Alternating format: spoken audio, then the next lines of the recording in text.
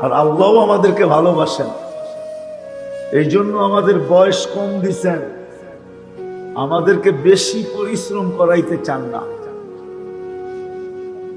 প্রিয় পাত্রকে মানুষ বেশি খাটায় না, খাটায় নাকি? আপনজনকে বেশি খাটায়, না পারতে খাটায়, ঠিক না? কি বলেন? আপনি বলবেন গ্রাম দেশের মা বোনরা তো বাড়ির কাজ সব নিজেই করে, অধিকাংশের সমর্থ নাই এই জন্য করে। যদি সমর্থ থাকতো তাহলে এর ঘরেও 10টা চাকর থাকতো, ঠিক না? কেন? স্বামী ভাবে স্ত্রী প্রিয় পাত্র, এ আমার চোখের সামনে খাটবে, এটা আমি সইব তো সইব কি করে, ঠিক না? আল্লাহ আমাদেরকে বেশি খাটাইতে চান না, এই জন্য আমাদের বয়স কম দিছেন।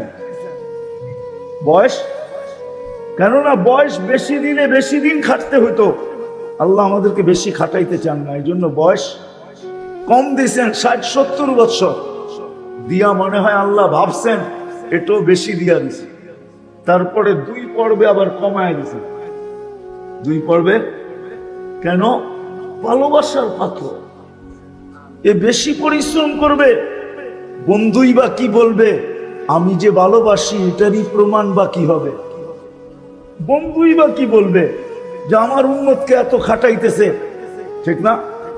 অনেক সময় বাপের চোখেও পানি আসে যখন দেখে ছেলেকে অন্যের কাছে কাজের জন্য দিছে আর সে খুব খাটাইতেছে, তো বাপ দূর থেকে দেখা চোখের পানি ঝরাইতে থাকে যে আল্লাহ আমাকে দেয় নাই, যদি দিত তাহলে আমার কলিজার টুকরাকে আমি এখানে খাটতে দিতাম না। সেরকম হাড় ভাঙ্গা পরিশ্রম করে। কেননা 2 পর্বে আল্লাহ আমাদের বয়সকে মাফ করে দিয়েছেন। 2 পর্বে, প্রথম পর্বে মাফ করছেন যতদিন পর্যন্ত প্রাপ্ত বয়স্ক না হয় ততদিন পর্যন্ত কলম তার বিরুদ্ধে কিচ্ছু লেখে না, এটা বিলকুল মাফ, মাসুম, নিষ্পাপ। এটা প্রথম পর্বে আল্লাহ কমায়া দিছেন। দ্বিতীয় পর্বে আল্লাহ কমায়া দিছেন আমরা 24 ঘন্টার ভিতরে যতক্ষণ ঘুমাই ততক্ষণ ফেরেশতা কলম উঠায় বসে থাকে, আমাদের বিরুদ্ধে কিচ্ছু লেখে না।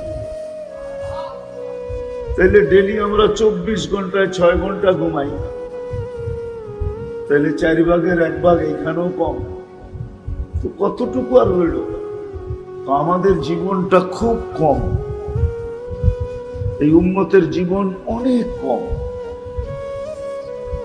হিসাব করলে দেখা যায় অনেক কম। কিন্তু কম হইলে কি হবে? জীবনটা কিন্তু অনেক দামি।